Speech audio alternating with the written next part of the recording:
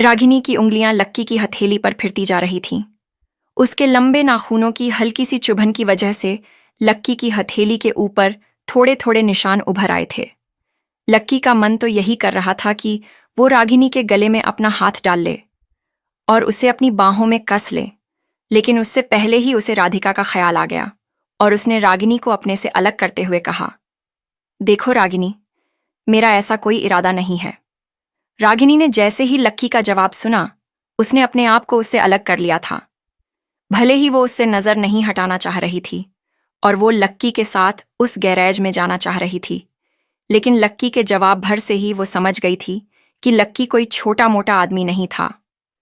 वो इतनी जल्दी रागिनी के सामने पिघलने वालों में से नहीं था। हो सकता था कि वो रागिनी के सामने कभी पिघलता भी नहीं। रागिनी को लग रहा था कि उसने लक्की की नजरों का गलत मतलब निकाल लिया था। अब उसका उसे फोर्स करने का कोई मन नहीं था। वो जानती थी कि लक्की को फोर्स करने के चक्कर में उसकी नौकरी खतरे में आ सकती थी, इसलिए रागिनी ने फिर से गाड़ी चालू की और आगे बढ़ा दी। अब लक्की ने भी उससे अपनी नजरों को दूर कर लिया था। थोड़ी देर बाद रागिनी की गाड़ी दिल्ली के सबसे बड़े मॉल के सामने आकर खड़ी हो गई। रागिनी गाड़ी से उतरी और लक्की के लिए दरवाजा खोल दिया। उसने लक्की का हाथ पकड़ा और सीधा उसके वाटर बुटीक के बाहर ले गई। लक्की ने देखा कि वो रागिनी के साथ कपड़ों की एक दुकान के बाहर खड़ा था। ये चाहती क्या है? मैं इसके लिए अब कपड़े खरीदूं? लक्की ने अपने आप से पूछा। इसके बाद रागिनी उसे अपने साथ अंदर ले गई। जैसे ही वो दोनों उस कपड़े के स्टोर के अंदर दाखिल हुए, वहां का मैनेजर रागिनी के पास आया और मुस्कुराते हुए उसकी ओर देखने लगा। अरे मैडम, आप आइए, मैनेजर ने कहा। मैडम, ये यहाँ की रेगुलर कस्टमर लगती है, लक्की ने अपने आप से पूछा। लक्की सर, मैं इस शॉप की इंचार्ज हूं, रागिनी ने लक्की को समझाते हुए कहा। वो उसके चेहरे पर उभरी असमंजस को भांप गई थी। फिर उसने मैनेजर की ओर देखा और बोली, गणेश, आज से लक्की सर हमारे स्टोर के मालिक हैं। ये जो भी कहेंगे हमें वही फॉलो करना है। अच्छा ठीक है, गणेश ने लक्की की ओर देखकर कहा। उसे पहले लगा नहीं था कि ये लक्की है जो अग्रवाल एंड अग्रवाल का बड़ा बेटा है, लेकिन अगर वो रागिनी के साथ आया था और रागिनी खुद उसका इंट्रोडक्शन करवा रही थी तो उसे मानना ही था। ठीक है, समझ गया मैम, मैनेजर गणेश ने लक्की की ओर देखते हुए कहा।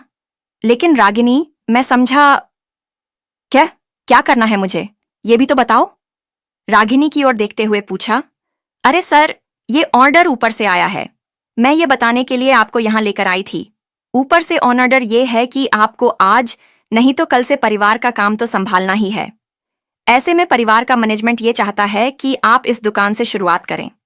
आप अपने काम की शुरुआत यहां से करें और फिर धीरे धीरे आपका काम और बढ़ता चला जाएगा। तब तक आप और भी चीजें सीख जाएंगे। रागिनी ने उसे वही बताया जो उसे ऊपर से बताने के लिए कहा गया था।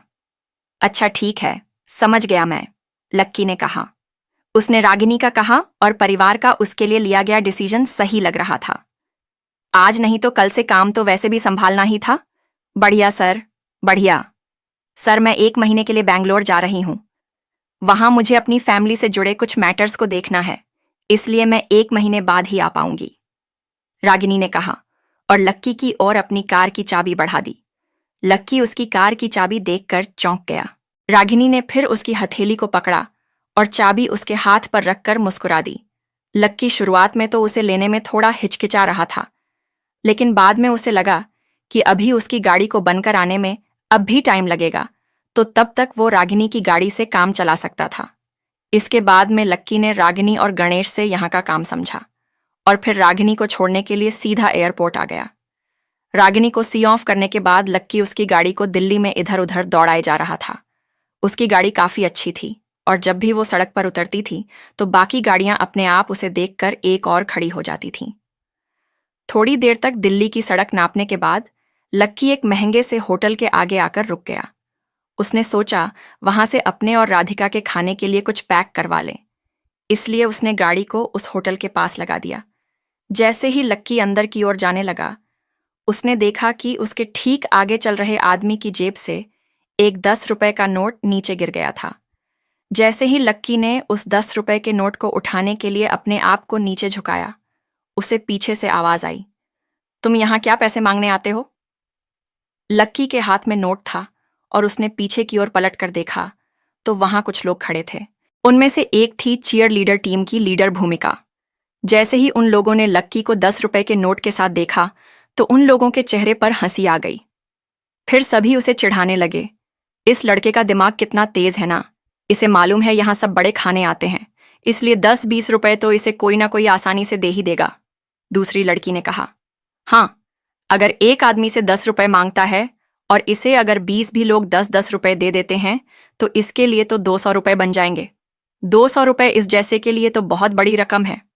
अच्छा लक्की, एक बात बताओ, अभी तक तुमने ऐसे करते हुए कितने पैसे जमा कर लिए हैं? सब लोग लक्की को एक भिखारी की तरह ट्रीट कर रहे थे। भूमिका भी लक्की को बहुत ही हीन भावना से देख रही थी। उसे उम्मीद नहीं थी कि लक्की दिन ब दिन गिरते गिरते इतना नीचे गिर जाएगा। उसके और उसकी बहन के बीच जो खेल चल रहा था उसके बारे में ही सोचकर भूमिका के चेहरे पर एक ठंडी सी मुस्कान तैर गई। अगर उसकी बहन सच में इस जैसे फटीचर के प्यार में पड़ जाती तो उसे देखकर अभिजीत को बहुत बड़ा झटका लगने वाला था, और अगर ऐसा होता तो जल्द से जल्द ही अभिजीत यास्मीन को प्रपोज कर देता। भूमिका यही सोचकर उछले जा रही थी। लक्की, अब चलो, ये बस हुआ यार, अब तुम हमसे ये 50 रुपए ले लो और अपनी ये दुकानदारी बंद करो। अब कल आना, निकलो अब यहां से। भूमिका ने अपने साथ खड़े एक लड़के से 50 रुपए का नोट मांगा और उसे लक्की की ओर बढ़ाते हुए कहा। लक्की ने कुछ सोचा नहीं और चुपचाप वो नोट अपनी जेब में डाल लिया। हालांकि वो बोल कुछ नहीं रहा था, लेकिन उसे मन ही मन भूमिका की इस हरकत पर काफी गुस्सा आ रहा था। तू मुझे 50 रुपए दिखा रही है? तुझे लग रहा है कि मैं यहां इसलिए खड़ा हूं क्योंकि मैं भीख मांग रहा हूं?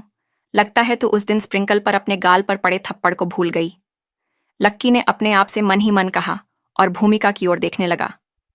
अब इधर लक्की ने भूमिका के पैसे तो ले लिए थे, लेकिन पैसे लेने के बाद भी वो वहां से जा नहीं रहा था। क्या हुआ? अब जाने के लिए अलग से 50 रुपए लोगे क्या? चलो निकलो यहां से। भूमिका ने लक्की को सबके सामने फिर से झाड़ते हुए कहा। ऐसा नहीं था कि लक्की उसे कोई सबक सिखाना चाहता था या उससे कुछ कहना चाहता था। वो खुद भी यहां खड़ा नहीं रहना चाहता था, लेकिन उसकी गाड़ी यहां खड़ी थी। अब ऐसे में वो सबके सामने मर्सिडीज में कैसे जा सकता था? अगर वो लोग उसे मर्सिडीज में जाते हुए देख लेते तो लक्की सच में बहुत बड़ी मुसीबत में पड़ जाता। उसकी पहचान सबके सामने उजागर हो जाती और उसके लिए फिर लोगों को उसे जवाब देना पड़ जाता। लक्की अभी किसी के सामने अपने इस रूप में नहीं आना चाहता था। सुना नहीं क्या मैंने क्या कहा? चलो निकलो यहां से। भूमिका फिर से उसे देखकर जोर से चिल्लाई। भूमिका को इस तरह लक्की को लताड़ने की आदत सी हो गई थी। वो उसे जरा भी सीरियसली नहीं लेती थी। अगर उसे मालूम होता कि लक्की अरबों रुपए का मालिक था तो शायद वो लक्की का झूठा भी खा लेती।